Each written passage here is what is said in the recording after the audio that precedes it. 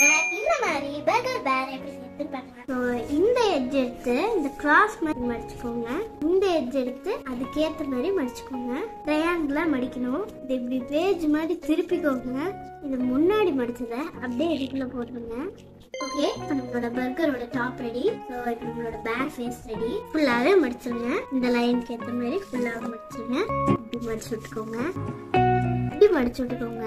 இந்த சைடு வந்து ஒரு எம் மாதிரி வரும், இந்த சைடு ஒரு ஏ மாதிரி வரும். ஏ எல்லாத்தையும் இதே மாதிரி பண்ணி வச்சிருக்கோம். இந்த ஏ மாதிரி இருக்குல்ல அந்த சைடா இப்படி ஓபன் பண்ணிக்கோங்க. இந்த எம் மாதிரி நம்ம ஃபேஸ் பண்ணி வச்சிருக்கோம்ல அது கூடவே சேர்த்து இப்படி மடிச்சுங்க. ஸ்பைரல் மாதிரி தான் வருது.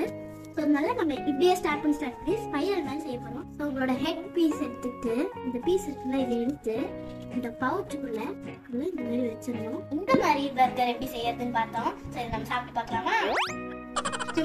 சாப்பிடாதீங்க. பாய்.